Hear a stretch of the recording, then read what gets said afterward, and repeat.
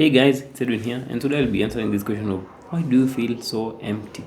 Or why does your mind feel so empty after narcissistic abuse? See, something which will mostly happen after leaving an abusive relationship is you may find yourself like being devoid of thoughts, like lacking any mental activity, or just feeling that your mind is so void and empty. And actually, the first reason why you feel so is because the relationship in itself is so emotionally exhausting. I want you to imagine the relationship as like playing a game of chess or playing a game which requires thinking, but in this game now, you can't really win. Like you always lose. So you think a lot, but you always lose. So it doesn't really stimulate you to think, it makes you lose. So when you are engaged in this kind of game, of course, you'll get exhausted. You'll get exhausted with thinking every time. Every move is a mind game. Every manipulative strategy by the narcissist is a mind game. It will make you tired. The second thing is this form of cognitive dissonance. This is where, like, in the relationship, you'll always have conflicting and contradictory beliefs. You'll experience the abuser. Sometimes they are hot. Sometimes they display this cold behavior. And when someone is showing that up and down behavior, you don't know what to expect. And when you don't know what to expect, your mind will always be on high alert, or confused. Your mind will always be feeling that, like, what can I do for this to happen? What can I do to make the relationship work? Or what did I do? So it will always be in this feeling of not knowing what to do exactly, at the same time wanting to do something. So of course that will be exhausting to the mind, and you will feel so depleted and empty. The other reason is self-doubt. If there is one thing which a narcissist will do in the course of the relationship, is they'll make you doubt yourself. They'll gaslight you. They'll make you doubt your own perception of reality. They'll make you question your own judgments and decisions so that they can get their needs met. It's how they manipulate you.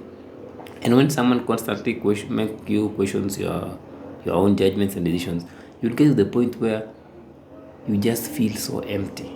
Like you don't even know how to make a decision. You don't even know how to make the best decision for yourself. You just find yourself second guessing a lot. And when you second guess a lot, of course you'll feel exhausted in your mind. And when you feel exhausted, your mind just feel empty, or you feel that your mind is not even thinking anymore because you lack any form of self-belief.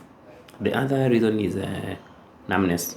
I talked about this a lot. Like, the main coping mechanism for anyone who's in an abusive relationship is numbing their emotions or suppressing their emotions. This is because the only way to survive an abusive relationship without leaving is not to feel the negative emotions. So when you constantly try not to feel those negative emotions because they are so overwhelming, you enter this numb state where you feel that you've lost touch with your true emotions or with your authentic emotions. And when you lose touch with your authentic emotions, you like zone out.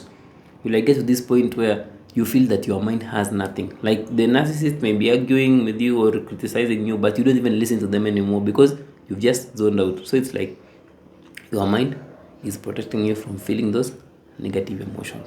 And when your mind is protecting you from feeling those emotions, you just space out, you just detach, or you just dissociate and be in this state of feeling so empty, like just feeling like a void, just feeling like a void.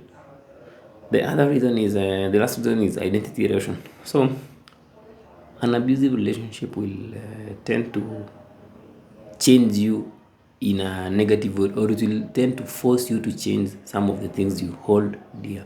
Like it will force you to change your boundaries. It will force you to change your beliefs.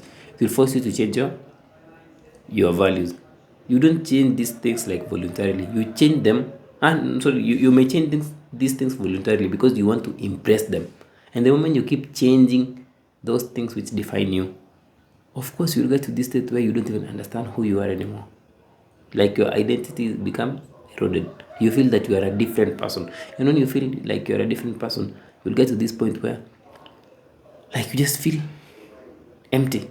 You just feel like a void. You just feel like you don't even know who you are anymore. That's why you might feel so empty. So you might feel so empty because of contradictory beliefs, of the confusing beliefs, or of numbness, or of identity erosion, or just emotional exhaustion of being in the relationship. But After the relationship, the best thing you can do now is to go and work on resolving the pain you accumulated in the relationship, because the relationship is just an accumulation of unhealed pain.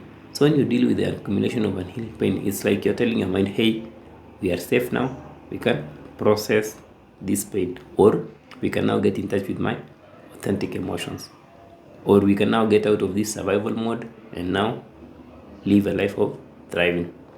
So you may feel empty because of the abuse, because the abuse is exhausting and it's a mind game, but you can also work on dealing with the pain so that you can connect with your authentic self. Hope you found that informative, guys. Until next time, have a wonderful day.